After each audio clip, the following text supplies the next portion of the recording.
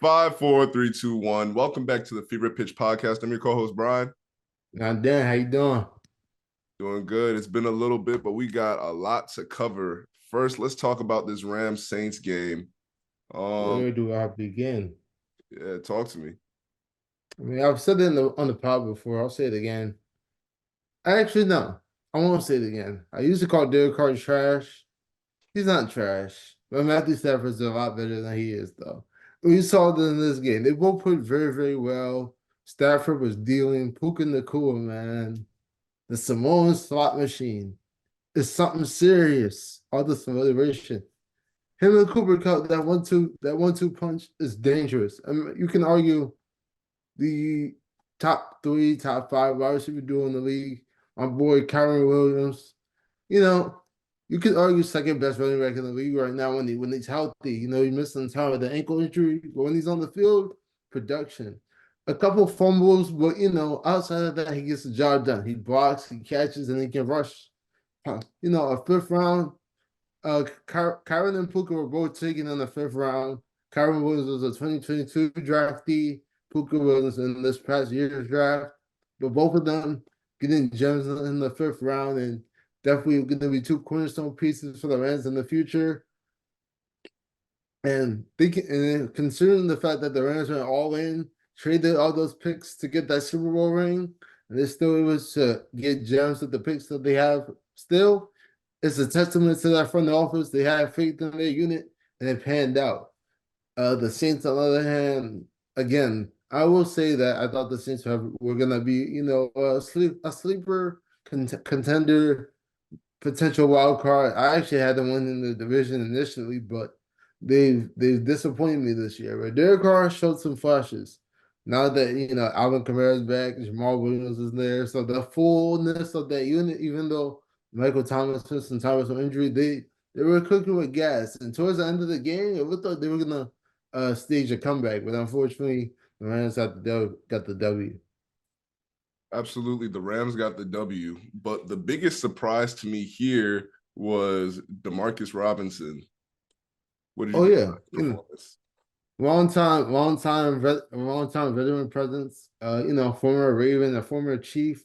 Was he on that Super Bowl team? I think he was. He So was. he has that.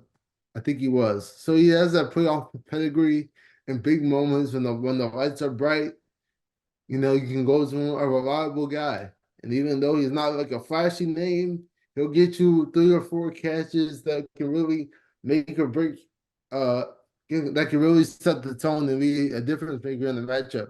I think he has seven. I think he has seven catches in this game. Yeah, I got his stat line right here. He had 6 catches for 82 yards and a touchdown. I Mhm. grabbed him up right before the game and put him at my flex. So did I. He gave me 20 points, and I was very happy. Yep. I snuck into the playoffs in all my leagues. I didn't do too good, but I got the seventh seed in all my leagues. One league I took it out in the first round, but in another league, I got the W. I knocked off the two seed in my other league Mhm. and picked the Demarcus Robinson threw him in the flex. Got me a nice 119 pointer. So that was a good sign for sure. But what do you think about Cooper Kupp's performance so far through the season? I know he's coming back from injury, but some of these numbers have shown that the Rams don't even really consider him the number one target anymore. I think it's a combination of two things. One, Cooper Cup, former Super Bowl MVP, former Triple Crown award winner. He's spoken for. So now the defense is like, all right, I think we were 17, 19. No, we was 10, right? We was 10. When 10 is on the field, we got the clock in, we got to zero in on 10. And then that opens up the passing for Puka, who's going crazy. When they zero in on Puka and Cooper Cup, you got Kyron Williams, you got Tyler Higbee, you got Demarcus Robinson.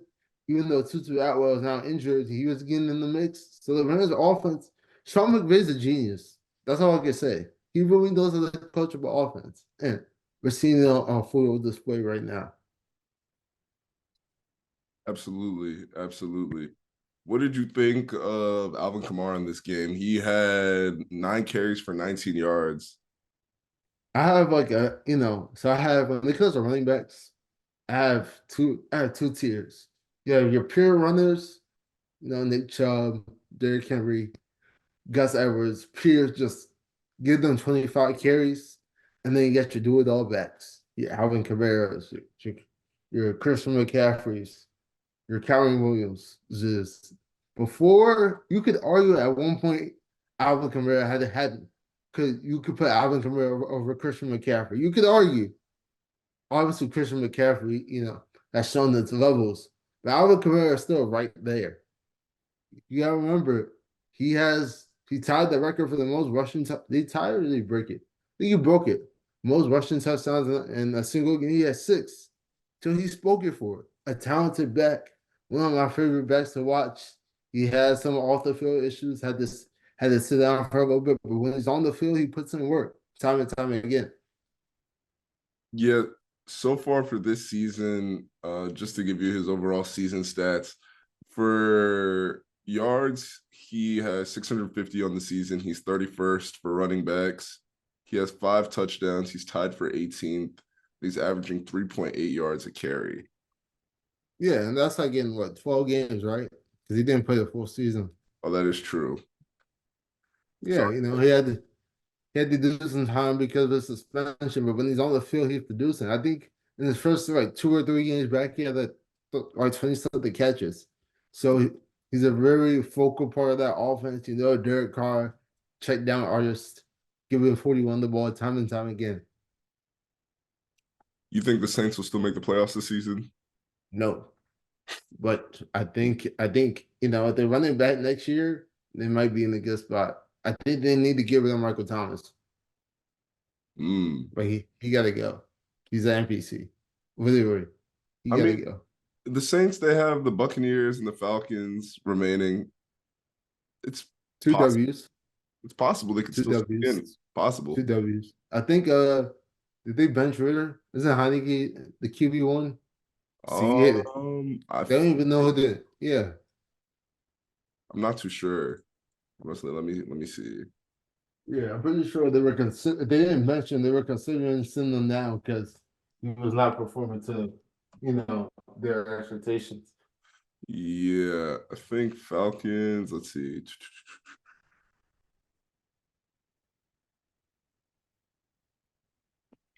Falcons starting QB.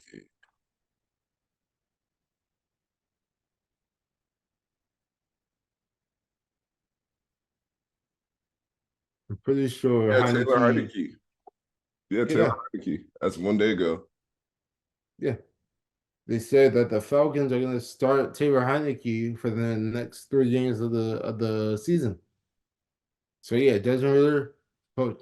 Unfortunately, I like Desmond Ritter. I thought he was going to be something this year, but nah.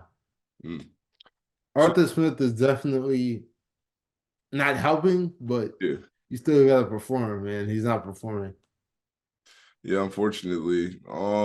But speaking of performance and also on the topic of playoffs, what do you think about this year's playoff picture? During the summer, okay, during the summer, all the strength is just how bad the NFC East was. I thought the Giants were gonna take a step. They didn't. So I was all right. The Giants are taking a step. That was automatic playoff team. And I was right.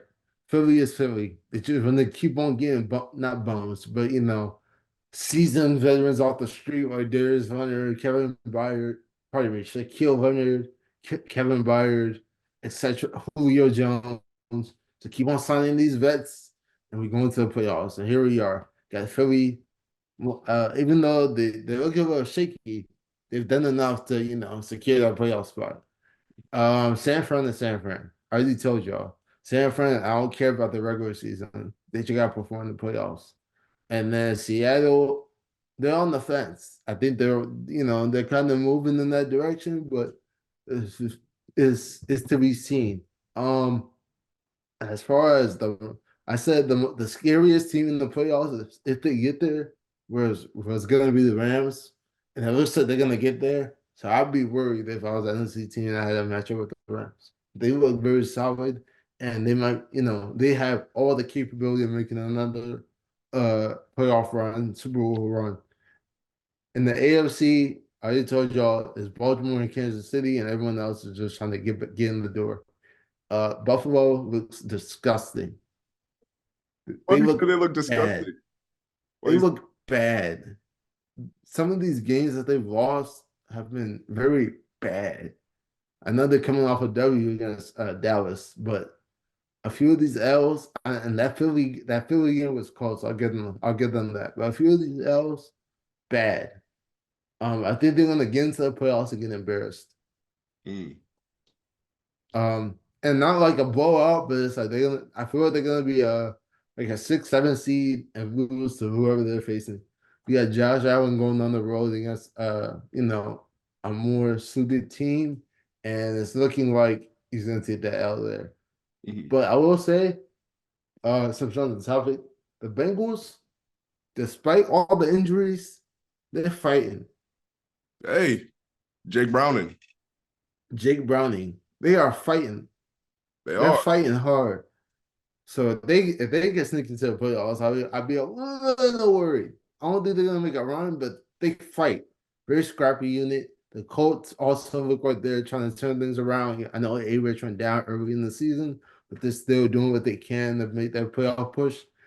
December football, man, there's nothing like it. There's Mhm. nothing like it. Yeah, currently as it stands right now for the AFC, you have the Mhm. Ravens at 1, the Dolphins at 2, Lions at 3, Chiefs at 4, Buccaneers. Oh, the Lions and the Chiefs are tied for 3. The Buccaneers and Jags are tied for 4.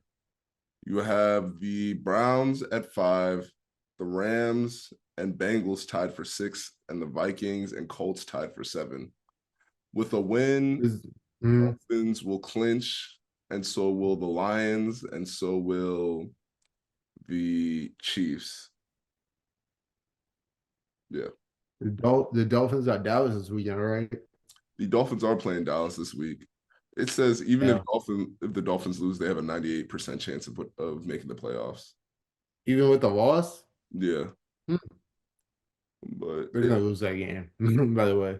But you think the yeah, Dolphins are gonna lose to the Cowboys? yes, I do.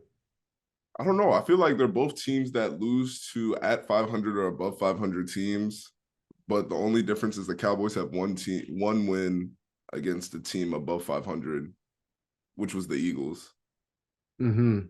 So really, I think it's anybody's game for that game, if I'm being honest. I don't know. I think I saw Tua play against the Titans. He looked shook. When Tyreek wasn't there, he looked lost. Mm. Like I remember there was one day I got lost in the airport when I was a kid, and I found my mom found me. Thankfully, that's how Tua looked. He looked like me in the airport. Like he really didn't look like he could do anything when Tyreek wasn't there. And then they just played who they play on Sunday? Um The Titans or Miami. Who they play on Sunday? Dang. they just play the Jets. It's just for the Jets. The Jets NPCs. So I mean, I'm not too concerned about the Jets. We'll talk about Aaron Rodgers potentially making a comeback in just a second. But the Jets NPCs. They're about to play Dallas and get embarrassed. I'm already seeing it. If I'm wrong, I'm wrong, but I don't think I'm wrong. Call me biased, You right? are. You know what I'm saying? I think the Cowboys are going to lose to the Dolphins and the Lions back Wait, to back. wait. These are Time. Go ahead. Go ahead. Go ahead. all right. Here's my rationale, right? What we saw against the Bills is with a strong run game, the Cowboys are going to get dismantled. That front four can't hold up. And if you can just key off Micah Parsons, then all the lanes open up. And we saw that James Cook, he was running all over the Cowboys. He was feasting. The He was Dolphins definitely have feasting. the highest rated running back in the NFL right now, Raheem Mostert, who leads the league in touchdowns for running backs. He does. He does. When he gets the ball in his hand, he's going to cut up. And that O line is going to hold up against the Cowboys. in my opinion. And same thing with the Lions. You have Jahmyr Gibbs and David Montgomery in that backfield. Vicious Strong running duo. back teams. Teams with strong run games. And let's keep in mind, Tyreek Hill is coming off of an injury. They're probably going to err on the side of running in Miami this coming week. Mm. Hmm. So I don't. Yeah. They're very similar. I mean, the Cowboys and the Dolphins are very, very similar. Tony Pollard, I think it's a Chan, Devon Chan. Very electric backs in the backfield. Raheem Mostert. Who's the Cowboys backup running back? I think it's Dowdle. They kind of favor each other yeah, as well. yeah, Rico Dowdle. But I do Yeah. want to note that you compared the Cowboys RB1 to Miami's RB2. A Chan or Mostert? Chan. Oh, so Mostert's RB1 there? Well, he's He leads okay. he What? leads the league in running back touchdowns. Okay, he just has to stay healthy. That's like that's one thing about Raheem Mostert. For a good 2, 3 year span, he'll cook up, get hurt. Cook up, get hurt. He's cooking up. I'm just hoping he can stay healthy. So that's why I think naturally it's like, okay, afterthought. But yes, I gotta respect somebody who's leading the league in rushing TDs, especially in that offense. Oh my goodness. Um, but yeah, the O line's very similar, very, very similar. The linebacking core. I think Dallas got them beat there because I can't. I mean, you got Van Ginkel and I think Jerome Baker. Not Jerome Baker, but yeah, they're very, very similar. Very similar. The Eagles have beaten the Cowboys and the Dolphins, but I will say the Cowboys put up a much better fight against Philly than Miami did.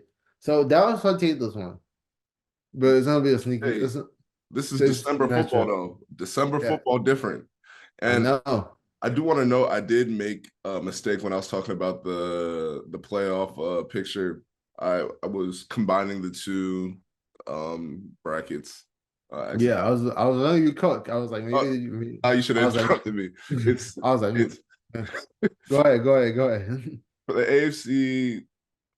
It goes after the Ravens. It goes Dolphins, Chiefs, Jags, Browns, Bengals, Colts. And Mm, then for the NFC, after the 49ers, Cowboys, and Eagles, it goes Lions, Buccaneers, Rams, Vikings. And then Seahawks and Saints are right up next in the hunt. mm. Tampa's an interesting unit. I'm not gonna lie to you. Baker Mayfield, I've talked a lot of trash about Baker Mayfield. He's standing on business. They keep writing him off. And everywhere he goes, he shows promise. Except Carolina. But Carolina, pray for Bryce Young because the Panthers are terrible. So I can't even fault Baker Mayfield there. So everywhere he goes, where the franchise is competent, he stands on business until they let him go. So hopefully Tampa has found their guy at least for a few years. If Tampa can sneak into the playoffs, they might be on to something. So if you're looking at the league right now, which conference do you think is stronger? Hmm. NFC. Uh, oh, okay. Because all right, in the AFC, you got Baltimore, Kansas City. Cleveland is growing on me. They're not As a five. Yeah, Cleveland is growing on me. So I'll say Baltimore, Kansas City, Cleveland, Buffalo, I guess. That's 4 teams. Indy's a sneaky one, so that's 5. And okay, so and Denver, so that's 6. And the NFC, you got San Fran, Philly, Dallas, You missed LA. Miami. I don't take them serious. San Fran, Philly, Dallas, LA, uh, Tampa, that's 5. Philly? I said Philly. So Oh, San Fran, Philly, Dallas, LA, Tampa, uh, Detroit. Detroit. Okay, so yeah, about 7 in the AFC, 6 in the NFC. So about half the league is comp. I still like the AFC a little bit more. Yeah. Hmm. Maybe. Yeah, it's also my bias. I do just like the AFC, but I will say the NFC is probably a little bit stronger right now. You got 4 teams with 10 wins versus in the AFC, there's only 2 teams with 10 wins. But wouldn't that mean the league's a little bit scrappier? But Yeah, in the AFC, that means it's a little more doggish, you know? yeah, That's that may be the case. And mind you, there's a lot of frauds in both conferences. So once you weed out the frauds, it's like, okay, who's really standing on business out here, you know? who do you think are the frauds? Start with the AFC. Okay. Let me think. Let me actually think. I was gonna say Denver, but they've grown on me, so I won't even say Denver anymore. Miami, fraudulent. Oh, Miami, Miami, fraudulent. Buffalo, fraudulent. Um, Cincy, I mean, Joe Burrow got hurt, but even before Joe Burrow got hurt, they looked a little iffy to me, and they still look iffy now. So that's 3. And Jacksonville, oh, I don't know. I really don't know. Mm, I can't really describe what Jacksonville is. mm, that's fair. What about in the NFC? I Dal- Dallas, I don't care. Like Dallas and San Fran, the regular season doesn't matter to me. I just want to see on the playoffs. The Eagles are annoying. They're gonna do all this just to lose. Either in that, either in the NFC Championship or the Super Bowl. They're just gonna lose. So all of this Wahala is for an L. So they're annoying. Um, Dallas, San Fran, Philly, and the Rams. They're my underdog. I think they could definitely do something. And after that, it's a coin toss. I don't take Detroit seriously. I have a lot of love for Jared Goff. That's my guy, but unfortunately, I don't take that roster seriously They're enough. first in the NFC North though, Fantasy North is cake. but they're 10-4. They what's it called? I know Let's look at I know the big glaring thing is how the Ravens absolutely wax them. That's probably the yes, thing in your mind, but you have to look at it like this: the Ravens, when healthy, are just that good, I agree. right? And the Lions have, uh, I mean, how Carolina, schedule been? Carolina. I mean, you gotta beat Carolina. Tampa. I mean, okay, a roll win in Tampa, I gotta respect that. A roll win in KC, I gotta respect that too. Uh, I don't take the Chargers serious, and they beat the snot out of the Denver. So I think are they undefeated at home? Let's see, 1, 2, 3, 4, 5. They're 5-1 at home, and that one loss was in overtime. I don't like to factor in home and home field advantage and all that, but it looks like it makes a difference. And I think they beat Minnesota, lose to Dallas, and beat Minnesota. So that'll put them at what, 12-5? I got them winning So all three, mm, 13 and mm, 4. mm. They're already coming off. Well, the loss to the Bears was ridiculous. Oh, yeah, thank you. I didn't even good catch. They lost to the Bears. It's like stuff like that. I'm like, all right, yo, what's going on here? You know? Because Atlanta, Green Bay, Carolina, Tampa, those are all layups. And then they got Baltimore belt whooping. And then they got Vegas again. I don't take the Chargers serious. The Bears are not a good football team. Mm, And ever since then, they're 2-2 since they beat the Bears the first time. mhm. That is true. So, so this is December football. This is where men are made. This is where the bodies are buried. So, come on. So, who do you think is going to come out of both conferences with the 1 seed? Oh, that's a good question. I got y'all, and NFC is looking crazy. San Fran, I guess. I think I gotta tip my cap. I remember Brock Purdy doing it. So, both teams currently in number one. All right. The 49ers and the Ravens. And in fact, on Yeah, Christmas Day, we're about to see what many are I- considering the Super Bowl preview. could be. Talk to I me. got the I got the flop. I got the flop, man. But Bro, break it it's down. gonna yeah, I got you. I got you. I got you. Lamar Jackson got that money, put on his apron, stepped into that ghost kitchen, and he's going to work, serving up flaming hot W's time and time again. Big trust. Despite all the injuries, Mark Andrews went down, Keaton Mitchell went down, JK went down. They're still finding ways to win. And let me highlight something real quick. Everyone wants to talk about Lamar as a passer. I'm pretty sure he's top 10 in passing yards right now. And if he's not, he's top 15. Dealing. He's cutting back on the turnovers and he's going to work. A man whose brother is a man that's motivated. And Lamar Jackson, I mean, he's spoken for. I don't gotta say too much. He's a former MVP, and I think he's right on the second one this year.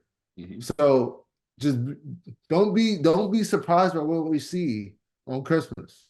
I got Baltimore winning this. A lot of people, even the books, are favoring the 49ers, right? Mm-hmm. But I'm definitely with you with the Ravens. But I guess to give the counter argument, right? When you're looking at the 49ers overall, right? I think they haven't lost since what was the last time the 49ers lost? They haven't lost I in think since Minnesota, they played Minnesota and lost. I yeah. don't think they've lost since then. So how many weeks is that? 1, 2, 3, 4, 5. Like 6, right? 7. Oh, they lost to the Bengals. So they haven't Oh, lost in 6 weeks. okay. But I will say the AFC North has shown to have their card. They have Based off what we're seeing, yeah. two of their 3 losses are to the AFC North with the Browns and Bengals, who are still currently Yeah. fighting for a playoff spot. The 49ers, they do have a strong passing game, and people are saying this game will also determine the MVP race between Lamar and Brock Purdy. You mean Christian McCaffrey and Lamar Jackson? We know Lamar we know it's a QB award. Let's be serious. anyway, it's Lamar and CMC if anybody, respectfully. Hey, I will say though, the NFL likes a story. To go from last pick in the draft to MVP would be crazy. yeah, So we'll see. it would be crazy.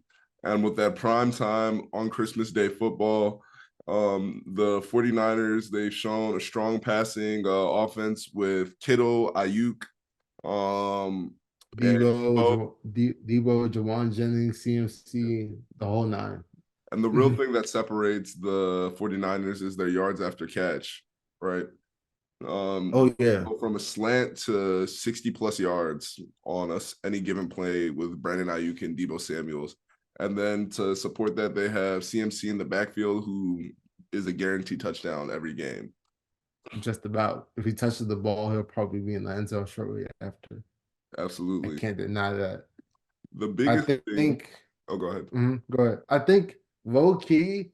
I know the defense is crazy with Chase, Nick, Fred, Dre Greenlaw, but I feel like they can be had. And we've seen Lamar, that dual threat capability. Lamar Jackson, that dual threat capability can really put the defense in a blender, as you can see. And Yeah, when he's taking a serious step as a passer, and we already know what he can do with his feet. It's just a matter of all the pieces coming together. If he can cut down the turnovers, which he has, I think y'all be in a good shape. I think honestly, the key matchup is in the trenches. Ronnie Stanley versus Nick Bosa. That's going to be something to watch. Ronnie Stanley has been, I wouldn't say he's been fraudulent this season, but he's injury prone, right? Yeah. And I do see, I wouldn't say I necessarily see Nick Bosa winning that matchup, but what I see more likely being a bigger highlight is Daniel Falalele. Have you heard about Daniel Falalele's story? Yeah, undrafted guy. Well, was he undrafted or was he like a 6th round pick? No, we drafted him in the what round did we draft him? I know it's a day 2 pick. I believe. And like he went through like the international player pathway because him and Jordan Mailata were both like taken through unconventional means, and they both ended up being very solid. Fourth rounder out of Minnesota. Yeah, the heaviest guy in the NFL right now. He's 6'8", 380 pounds, and you should have seen his pass blocking during that game with the Jags. That's why Lamar had 10 plus seconds in the pocket and things of that nature. Because I think they started swapping him with Moses to mix him in now because it's the second year. And he's clearly shown that he's more than capable Oh, absolutely. outfield pancaking people and things of that nature. And people are starting Yeah. to notice him. And him accompanied with Linderbaum might be some of the best lineman picks over the past 2-3 seasons that we've seen in a long time. Mm. And the How's Ravens, that? Go ahead. Go ahead. I said the Ravens O line being strong with Lamar having space to move and maneuver is very, Mm. very dangerous for a lot of teams. And one thing that the 49ers struggle against is running offenses. Teams that focus on the run and prioritize that is what is shown to be a weakness. You had Joe Mixon cutting Execute. up against them when they played the Bengals.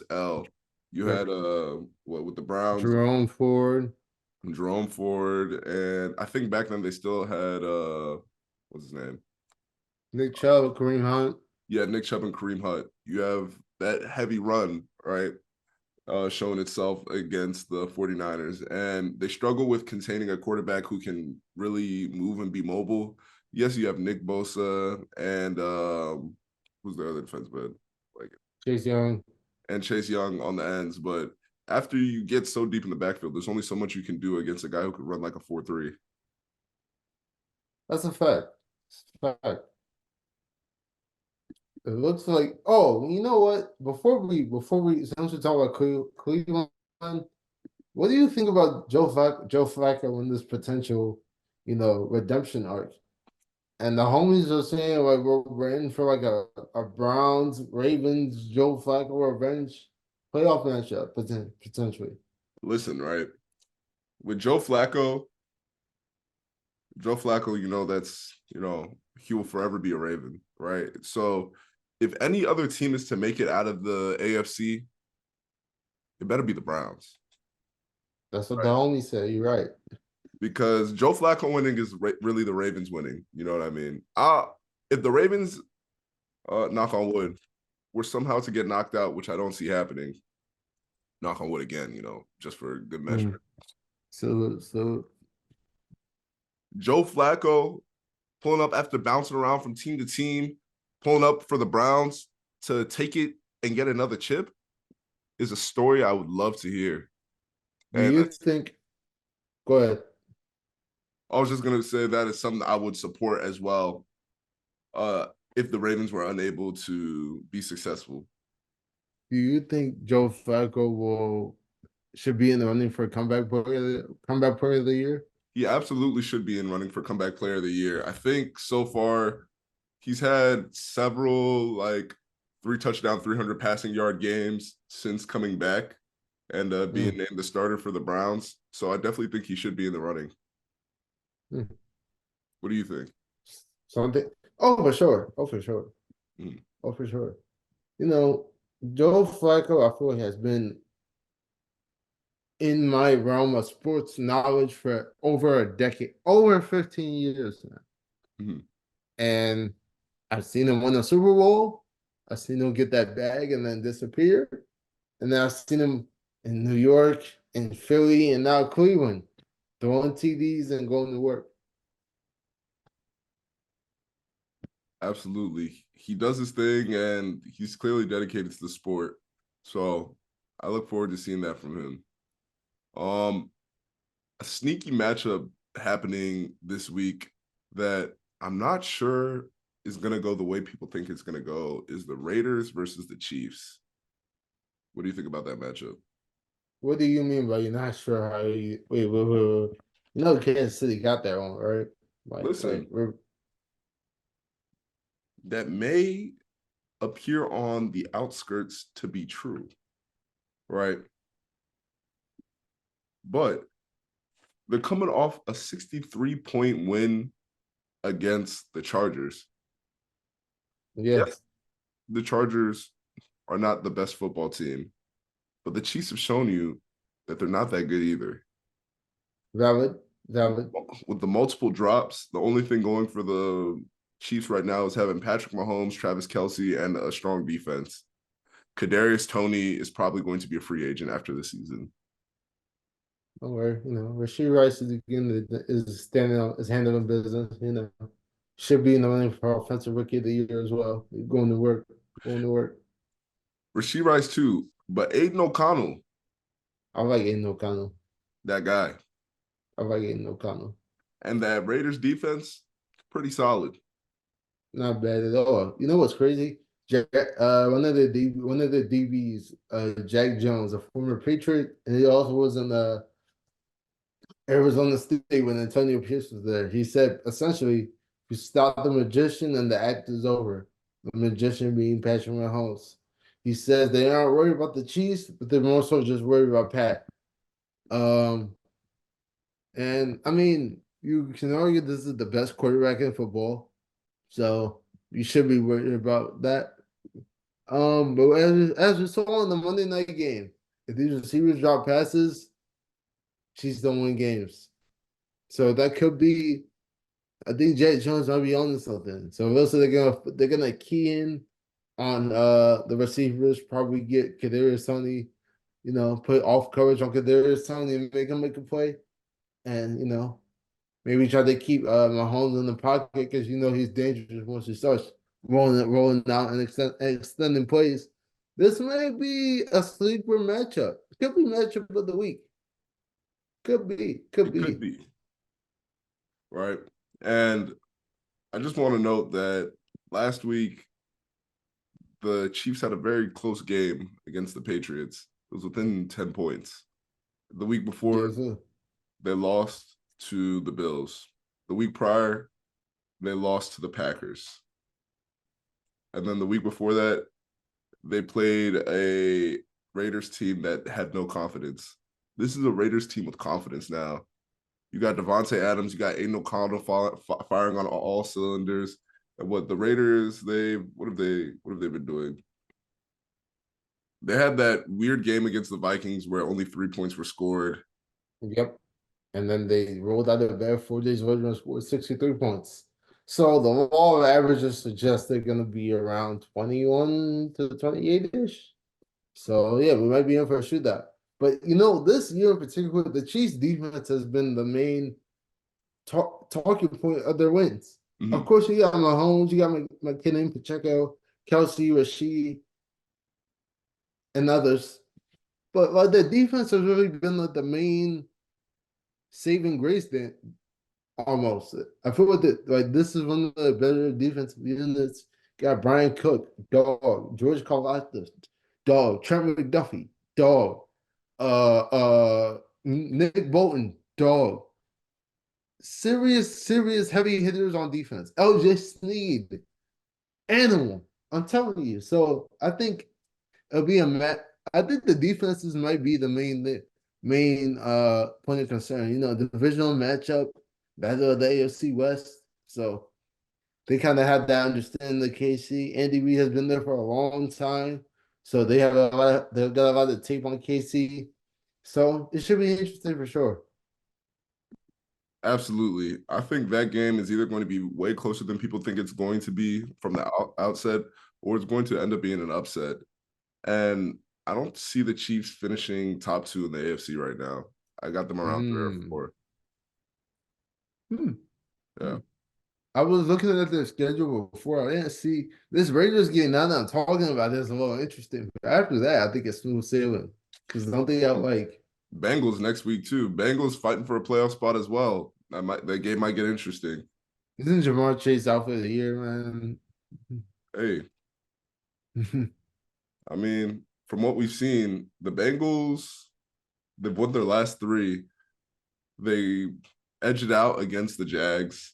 That dominated the Colts and they edged it out against the Vikings.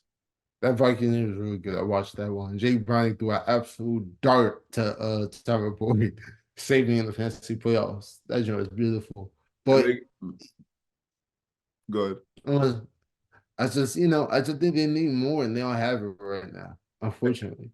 They got even T. Higgins getting back in the mix too, Mm, right? He had 2 touchdowns in that game. that's true. That's true.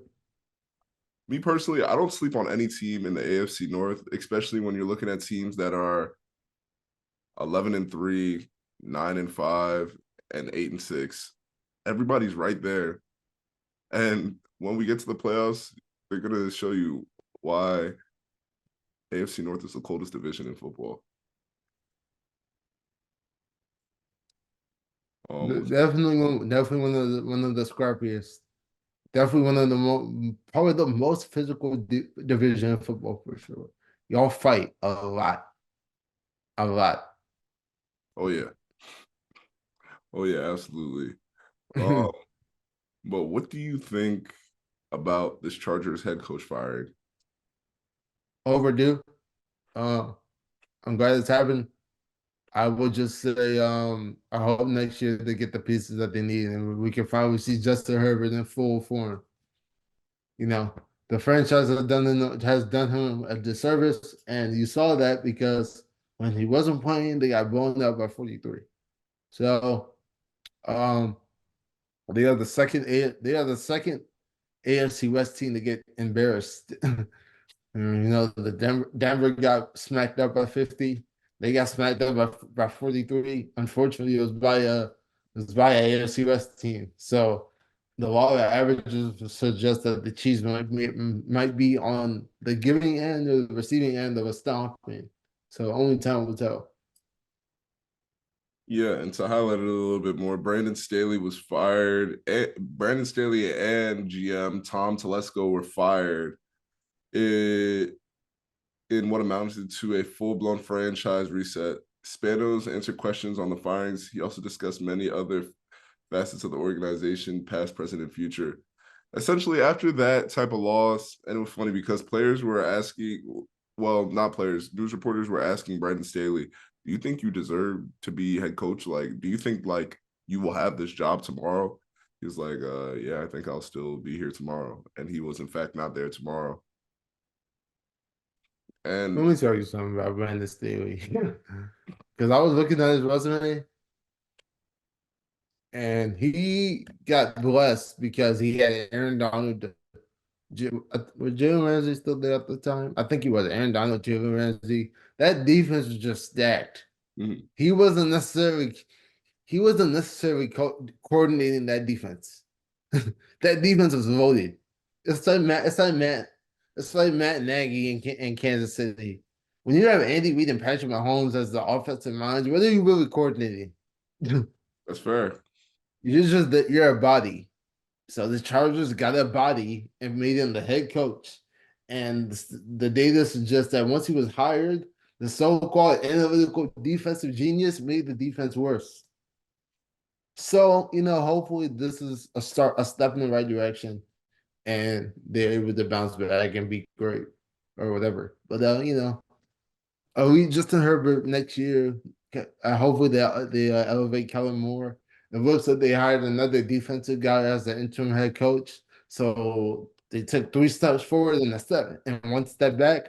So until the front office can actually put pieces around Justin Herbert to make him thrive, I can't really say much about him. But I wish them the best. Well, not really, but you know. And then some stats about his tenure. Over the course of 3 years, he was exactly 524 wins, 24 losses. But this season, they were 5-9 when he was fired. So I guess enough was enough, and they had to move on. I think they fired him right before his birthday. I'm looking at the Right before his because birthday? I think so because his birthday is December 10th. He got fired around there. Oh, he When did. was that? He When got was that fired on Thursday that night Friday. game? Yeah, that Friday. Yeah. So yeah, so the weekend before his birthday, he got fired, or was it after? It was the weekend. He got fired 5 days after his birthday. Oh, that's filthy. At least he was happy on his birthday, right? I would hope so. Yeah. Um, but let's talk a little bit about. Oh, let's get into these predictions. All right, let's talk about it. Got to me. Got to All me. right, so Saints Rams game already happened, but let's talk Bengals I Steelers. had I had ooh Bengals. Steelers are disgusting. I'm taking the Bengals also. Bills Chargers. Yeah. Give me Buffalo. Easy. Going with the Mafia. Commanders Jets. Jets. The Commanders are tanking, and I'm hearing rumblings that Jacoby Brissett might be QB1. So we'll see. Hmm. I'm gonna take the Commanders here because the Jets have looked defeated this whole season. Prepare Lions to be this. Vikings. Oh, Detroit. Detroit. I'm gonna take the Vikings. No, the Lions. Browns Texans. Oh, this might be a good one. Ooh, Case Keenum revenge game. Give me Cleveland. Unless CJ plays, I don't think he's playing. So give me Cleveland. Hmm. I want the Browns to win this, but I feel like the Texans might knock them off. I wouldn't hate it. I need D'Amico to, build that resume. So I'm wishing him well. But give me the Browns because Joe Flacco Ravens. Okay. Okay. Uh, Packers Panthers. Yuck. Green Bay. Green Bay. The Packers better with that game, respectfully. Hey man. Hey man. Again, Jordan Love might be. I think the coaching in the Green Bay might be failing Jordan Love as well. But yeah, they should win that. I know Christian Watson is hurt. Romeo Dobbs is looking like a traffic cone, but they got Dontavian Wicks and Jaden Reed, two rookies that seem to be their future. They got two tight ends that could definitely be focal points going forward. So hopefully they can get this W. Absolutely. Seahawks Titans. Ooh. Seattle just came off a dub. Yeah, give me Seattle. That's a sneaky good game, I think. It That's will a be. sneaky good game. Yeah, I'm gonna take the Seahawks also. Colts Falcons. Give me Indy. Going with the Colts as well. Jags Buccaneers. You know what? I'm gonna take Jacksonville, but I think Baker makes it a game. Mm. This is a little Florida game, so I'm gonna take the Buccaneers here. I'm not mad at it. I'm not mad at it at all. Yeah, the Jags haven't looked too good to me as of lately. I agree. Cowboys Dolphins. That was a hope for Zay's sake. Taking the Dolphins. Cardinals Bears. Mm. Give me Arizona. I'm taking the Bears here. Patriots Broncos. Give me Denver. Easy.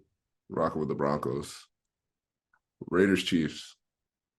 Give me KC. Taking the Raiders here. All right, cool. All right, next up, let's talk a little bit about the NBA. Talk to me about this in-season play-in tournament.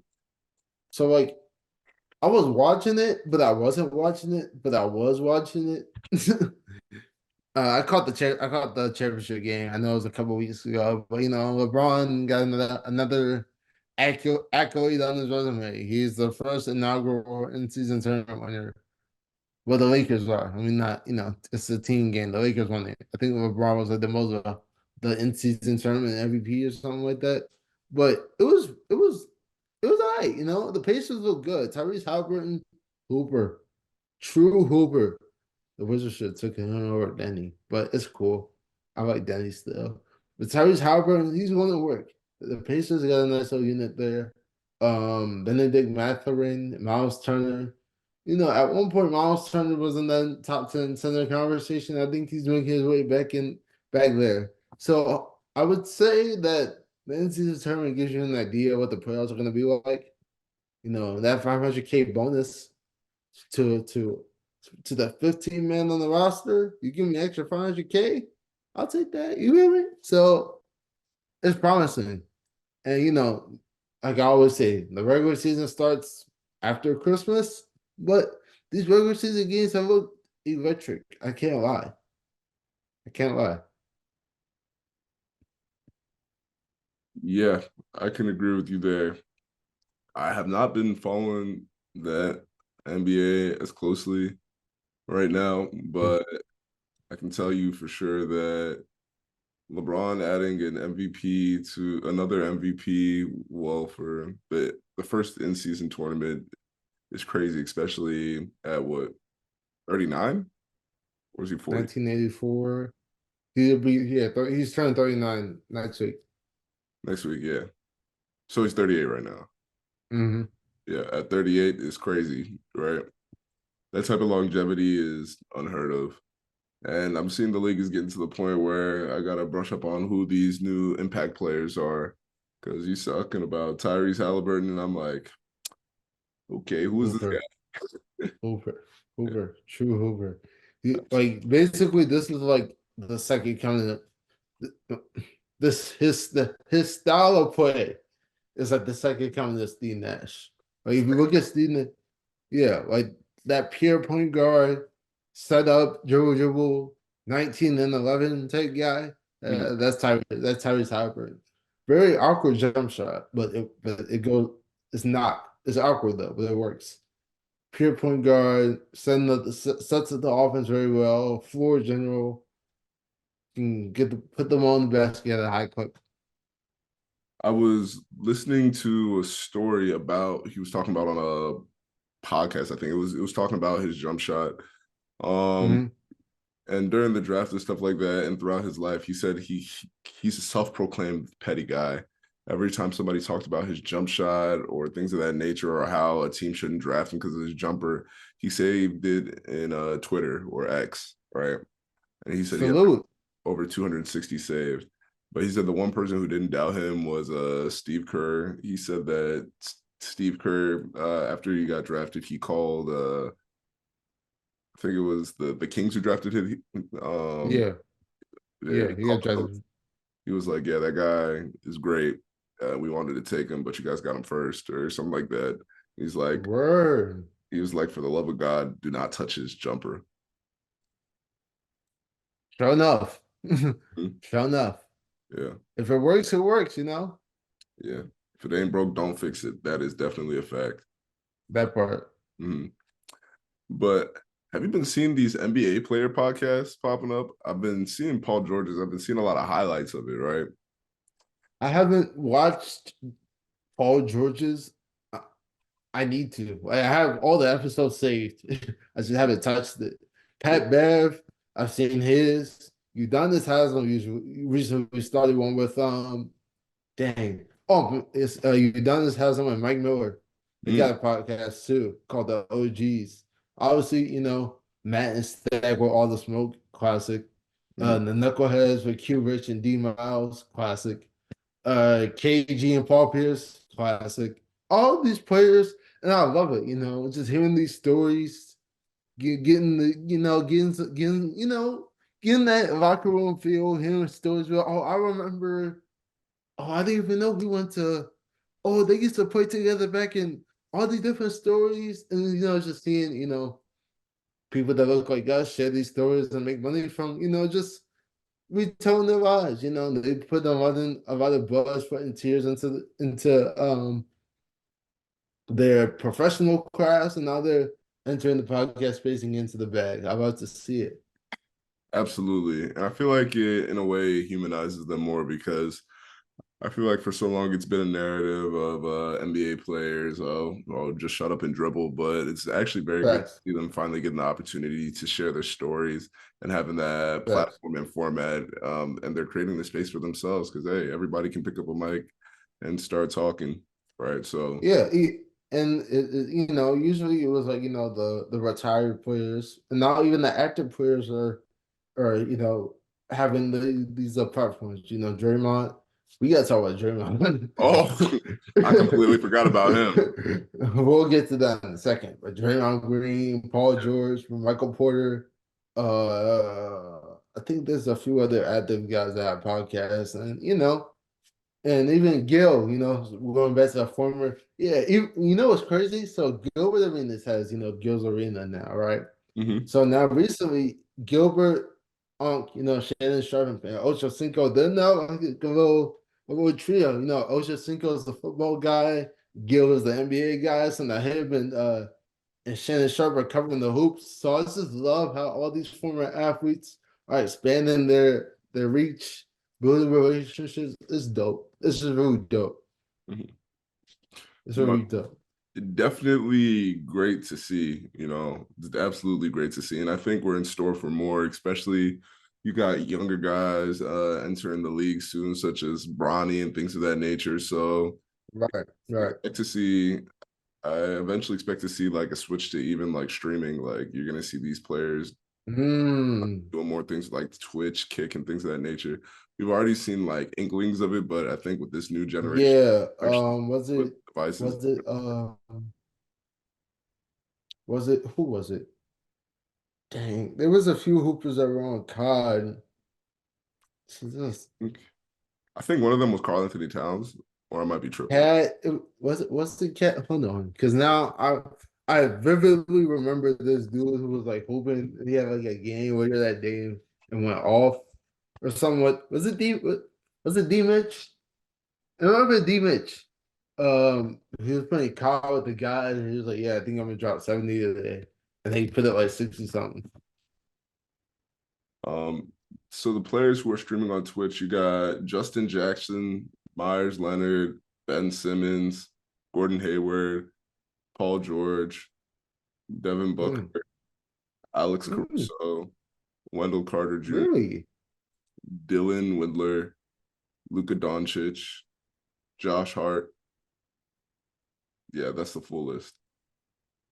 Oh, Luca's a streamer? Word. So, see, it's like if people like Luca, I can stream and I can crack y'all out for 50 points. But that's crazy. Yeah. It says Luca, he regularly streams Fortnite on his Twitch account. Fortnite and Overwatch, it looks like, is a grandmaster Overwatch player. Oh, Hmm. Multi-talented human beings. absolutely. But speaking of people who are multi-talented, let's talk about some NBA boxers. Talk to me about Draymond Green. Man, you crazy. Just Draymond, bro. Like if he was playing in the 80s, I feel like you would fit like a glove. No Gary Payton. I don't know, bro. It's like he's spoken for. He has 4 rings.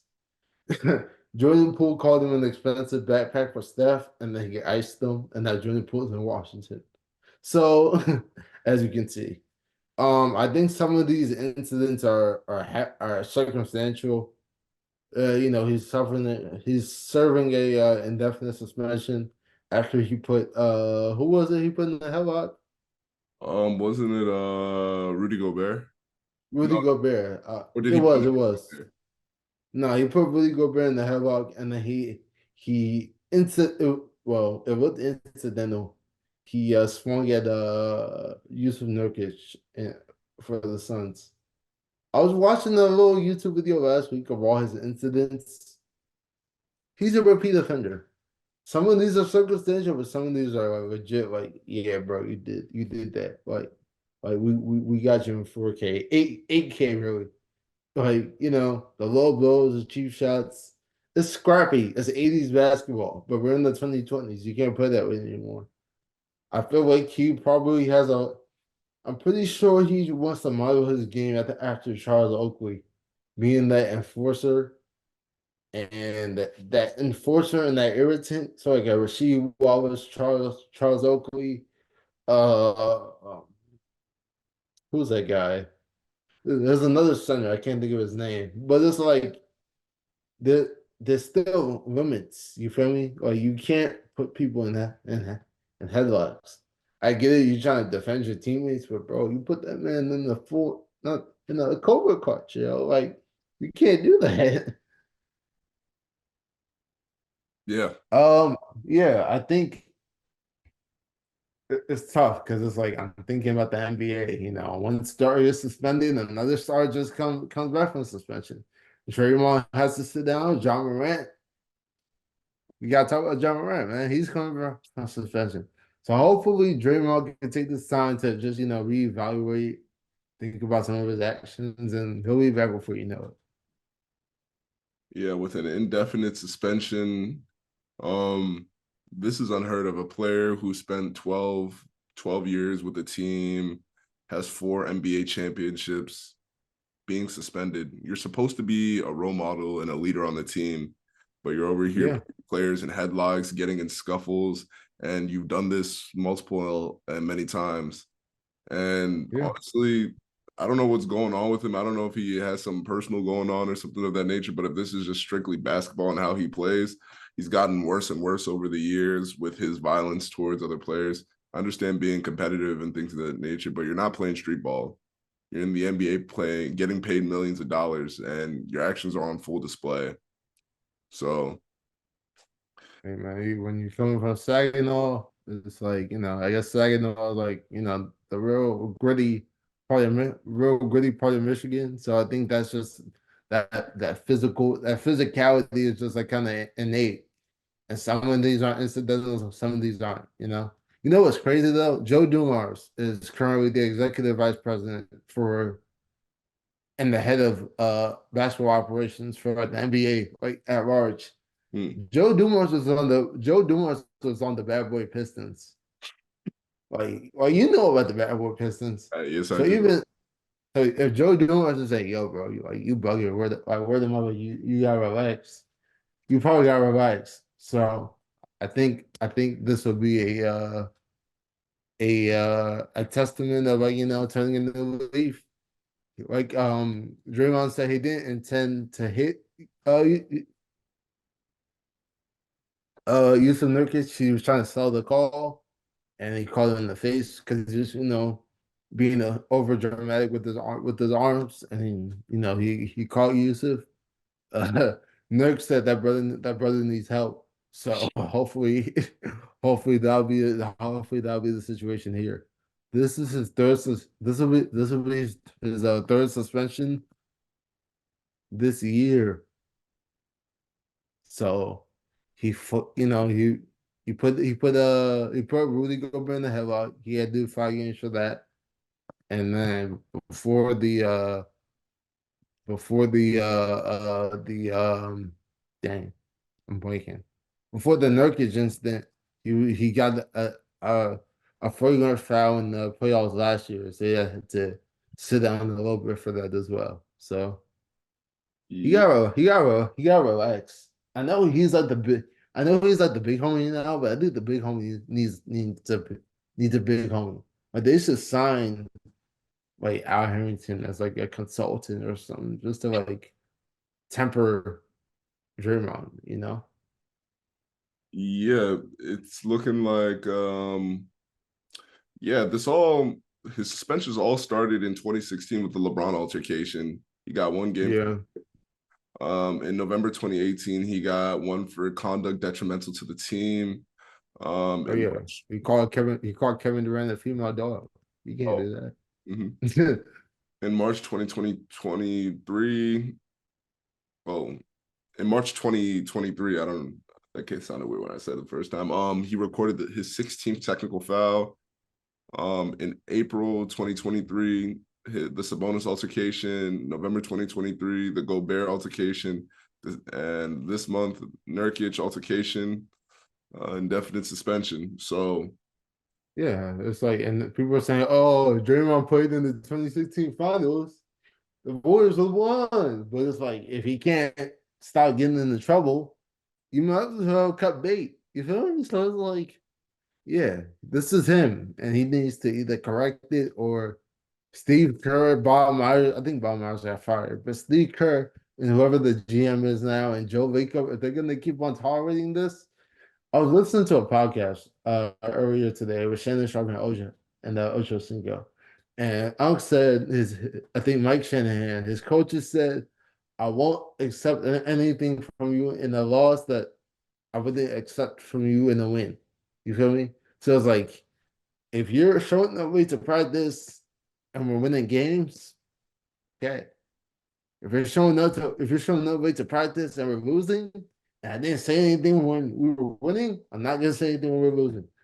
So it's like you gotta hold your players accountable when it's the dry season and when it's the fruitful season. You still gotta hold your players accountable. Absolutely. Absolutely. Um, Talk to me about John Morant. Accountability. So we know about John Moran. He was flashing the piece on the IG Live a few times. He was flashing in the club, in the car. He was like really, really, and I think he thought he was in 4K trade at one point. So he's expressed that, he is a civil human and his actions he's acknowledged were not the wisest. So he had to sit down for 25 games, right? Came back this week.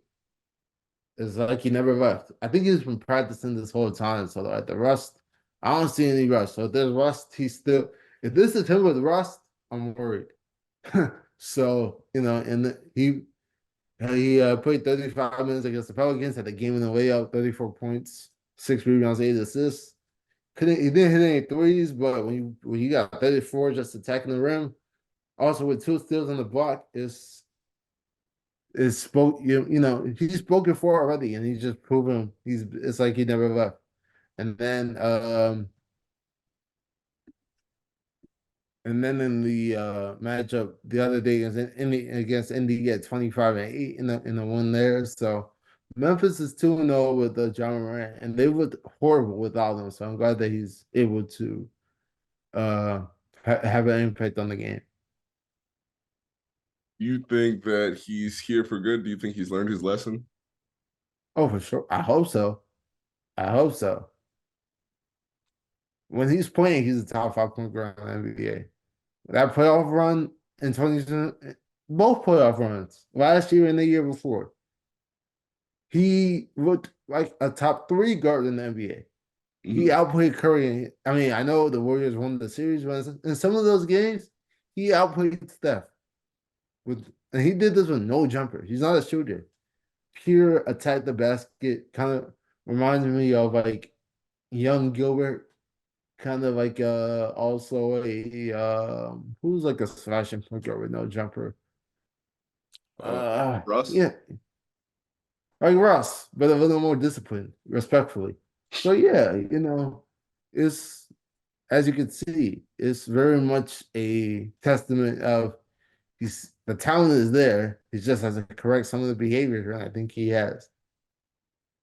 Absolutely, absolutely.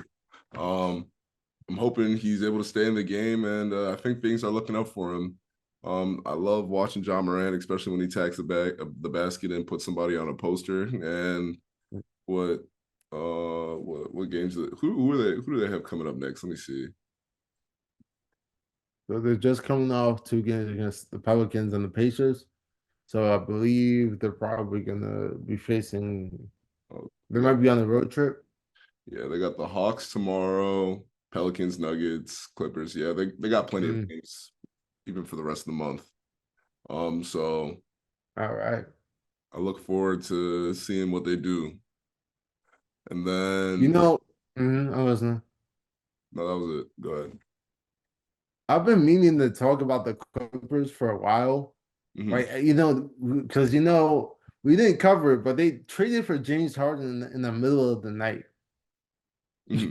Like, and since then, they are, I believe, like 11-6 or something like that. They said that James Harden needed a few games to get his sea legs, and then the other day he hit that major 4 point play. You saw the meme where he was just yelling in the camera, looking Hmm. crazy. Yeah, like, man, listen, I know the Clippers are full of a lot of playoff folders, but it's still entertaining to watch. They look okay. They're 14-9 with when James Harden plays, and he's showing a lot of signs of like defensive prowess, you Mhm. know. So hopefully they can keep up this pace. I think they found their footing finally and right before Christmas. So should be interesting. Yeah, the early Western Conference outlook is definitely interesting. When you look at it right now, the Suns, Lakers, and Warriors are 9, 10, and 11 in that order. I think what we'll see the Grizzlies climb up now that they have Ja Morant because they're sitting at 13. And Yeah. then the Timberwolves are leading the West, followed by the Thunder, Nuggets, Kings, Clippers, Mavs, Pelicans, Rockets. So it's looking interesting in the West for sure because people you would typically expect with these known veterans in Steph, Clay for the Warriors to be up close to the top. With the Lakers with LeBron, expect them to be higher. The Suns is really unexpected to be this low, especially with the additions of KD with to Booker and things of that nature. But Yeah. yeah, from what we're seeing right now, maybe this is just the lull in the season and they got a few more months to patch things up because every team can drastically change their trajectory. They just need to That's a fact. win. Yeah. It's a fact. I think Bradley Beal didn't he just suffer like a minor injury at some point, or was that just because like he was away, he came back, and I think he got hurt again? You are, I believe, let me see. I think you're correct because there's so much news. Yeah, Bradley Beal likely out 2 to 3 weeks with ankle injury. Hmm. Some things never change. Respectfully. Yeah, and then in the last 10, you're talking about the Clippers. The Clippers are 9-1 in their last 10, so things are definitely looking up for them. The Suns are 3-7 in their last 10, Oh so wow. they've been on a bit of a losing and a bit of a lull so far. So Yep.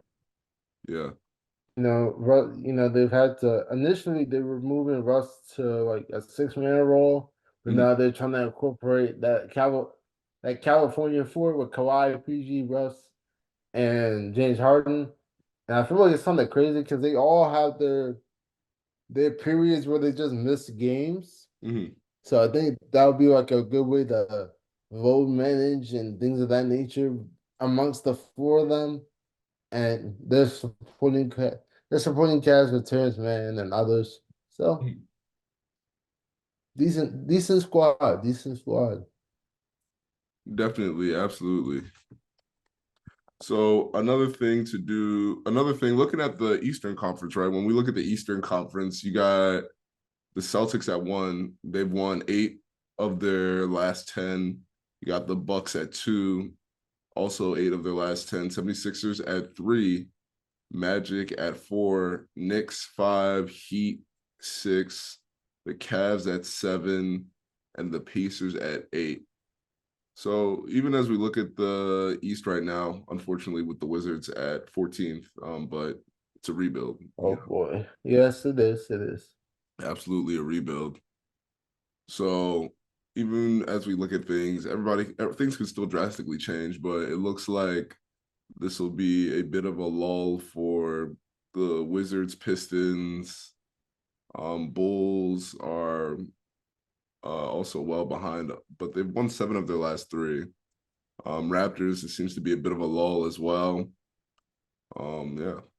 So as the Pistons, they have won two of their last like 28 games.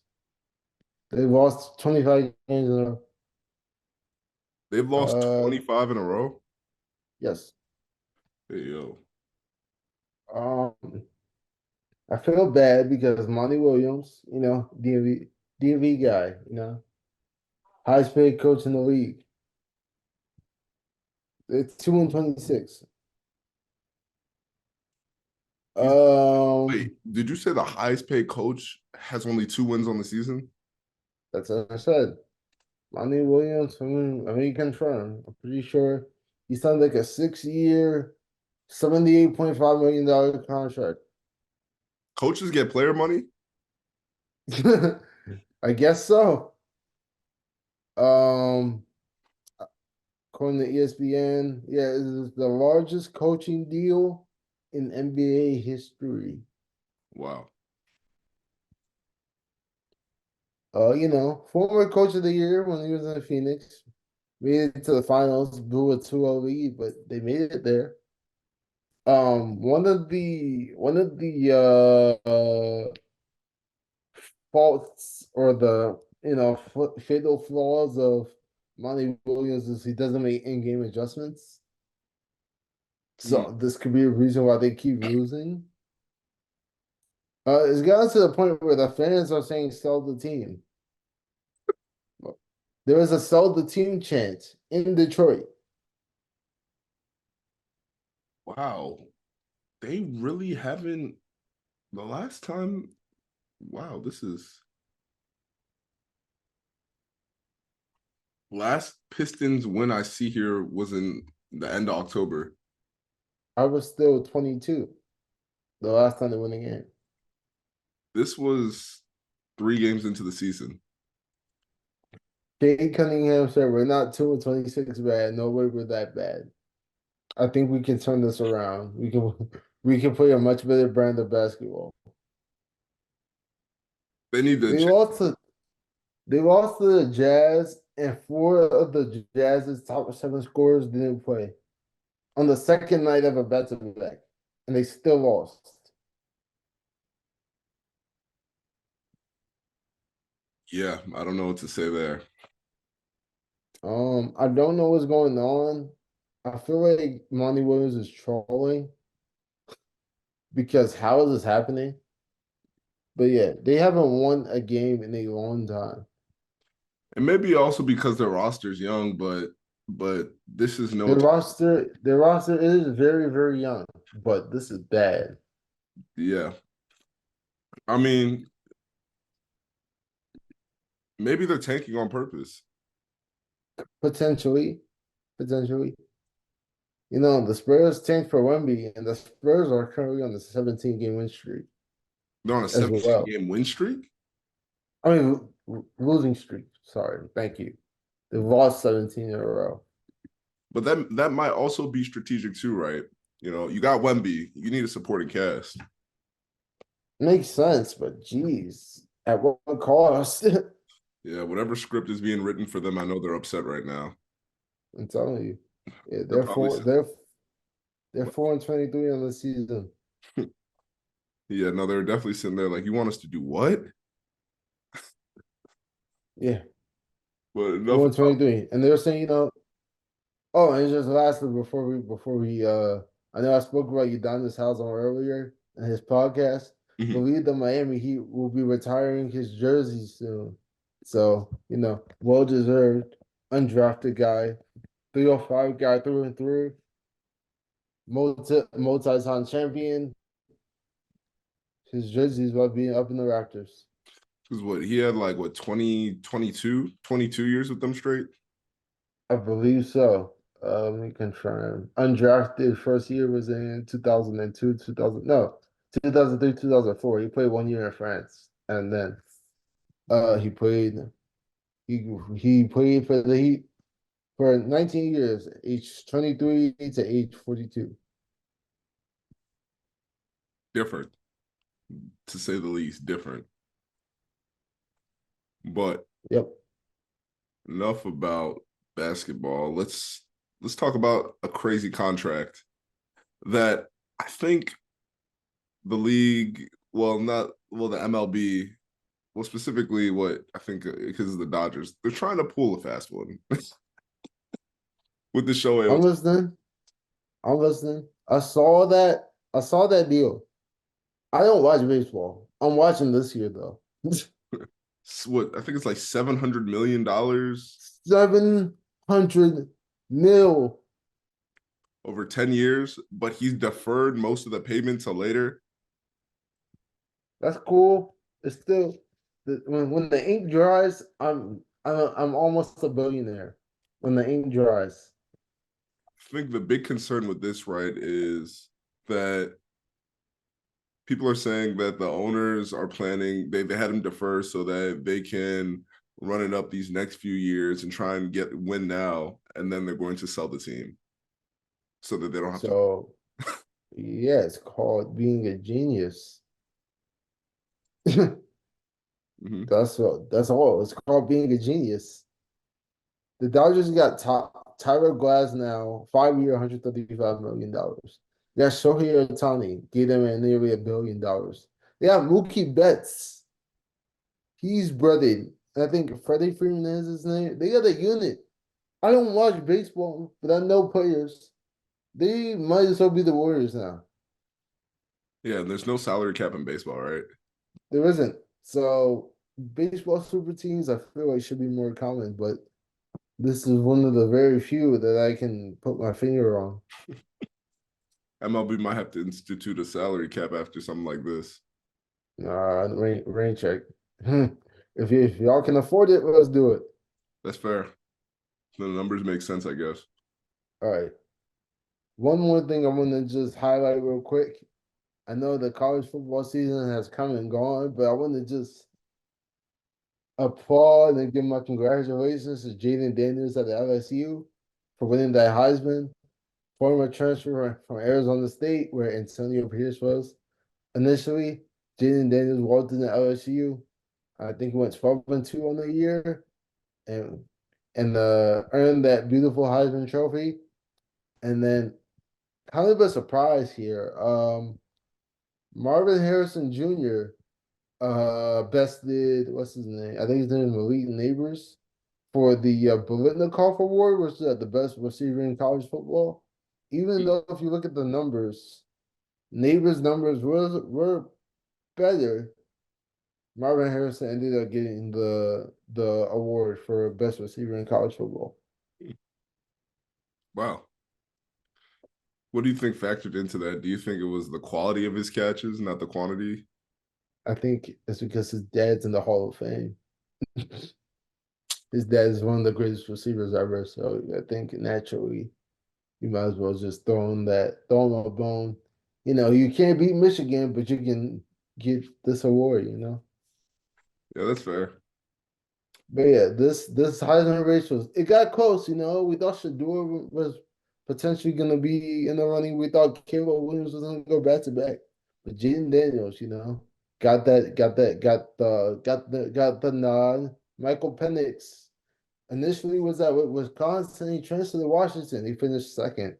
Bo Nix transferred from Auburn to Oregon. He was third. This is really the year of the transfers, and it's dope. We got Dylan Gabriel is transferring to Oregon because Bo Nix is going to enter the draft. So now Dylan Gabriel is going from Oklahoma to Oregon, and there's a few other sneaky transfers that's happening across the NCAA. So be on the lookout for him for next season.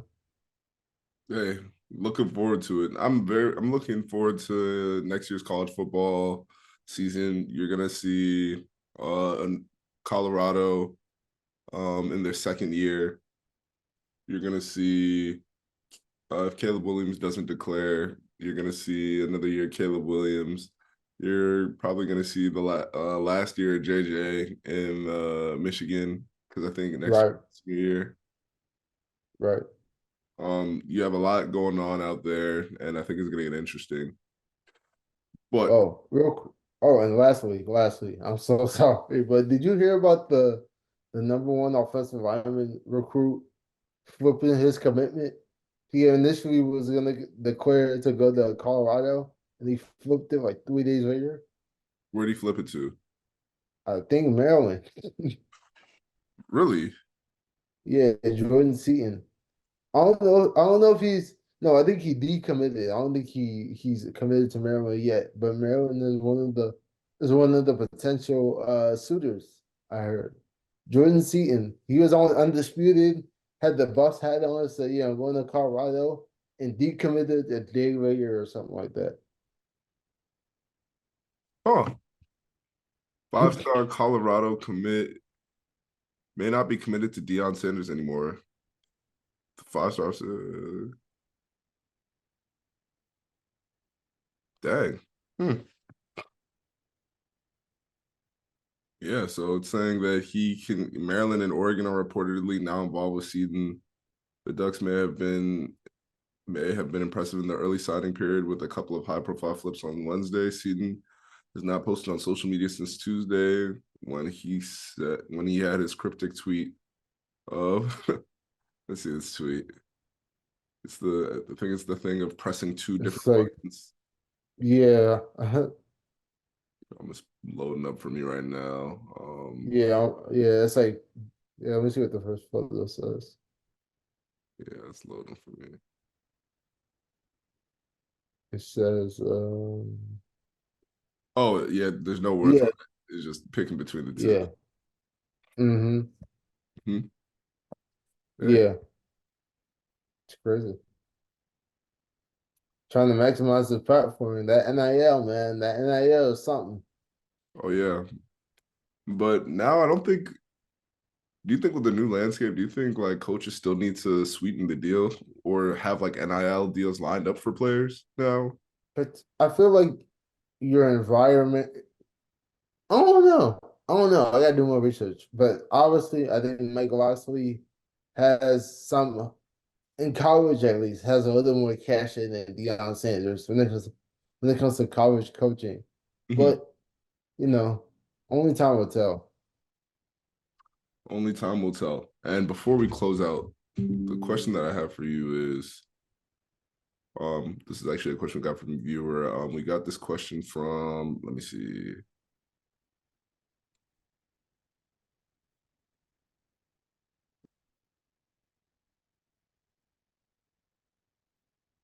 from at Stirls STIRLS 2 at Stirls 2. Um, Bengals can make the Super Bowl with Browning. That's a hot take. Jake Browning's in Drake. Jake Browning is a very good quarterback. I watched the little, from little reps. He did a little bit of a deep dive on Jake Browning. He looked pretty vicious at the University of Washington, but no, they're not making a Super Bowl run. They're cooked. Jamar Chase is out for the season. They're cooked. So I mean, Higgins but is now looking promising, so that could be their new wide receiver one, which means I should probably start him this week. they had to pay him. So hopefully they pay him for next year He knows he because has. I think yeah, he's if I'm T Higgins right now, I'm going absolutely crazy and then I'm leaving. Jamar Chase is out. So this is my opportunity to show you I'm really a wide receiver one. I'm about to go crazy and go get paid. He disappointed me this season, so I don't think there's anything that can convince me he's a wide receiver one with his performance and these injuries. But I do want to see a brother get paid, so do what you got to do. That part. That part. And the last thing was the question was, should we trade Higgins? If y'all can get, I mean, if y'all don't want to pay him, then yeah. But as that's my objective take. If y'all don't want to pay him, trade him. If y'all going to pay him, then pay him and keep him.